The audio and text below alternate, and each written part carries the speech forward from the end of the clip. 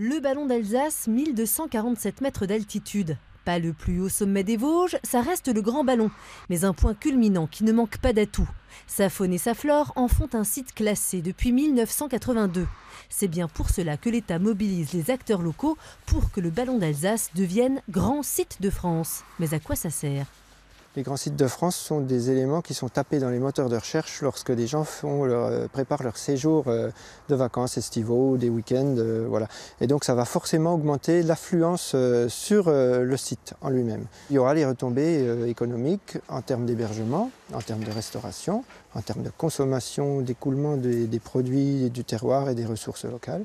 Donc c'est forcément un regain d'une nouvelle dynamique touristique sur ce territoire. Un ballon d'Alsace déjà en bonne voie pour devenir le 16e site de France à l'image de la baie de Somme ou de la montagne Sainte-Victoire. De quoi redynamiser un territoire de 15 000 hectares à cheval sur 4 départements entre le Grand Est et la Bourgogne-Franche-Comté.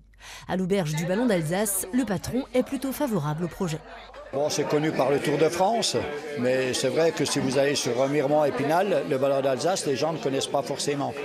Ils vont plus sur la Brèche Gérardmer parce qu'il y a plus d'animation. Créer plus d'animation, oui, mais sans dénaturer le lieu. La région est quand même assez sinistrée point de vue professionnel. Donc c'est sûr que s'il y avait beaucoup plus de touristes, ça ferait remarcher un petit peu plus au niveau touristique, les hôtels. Alors pour ou contre ce label alors ? Allez, on va dire pour, très pour. Les initiateurs du projet espèrent que ce label Grand Site de France soit accordé d'ici 2 ans maximum. Le ballon d'Alsace serait alors le premier endroit du Grand Est à l'obtenir.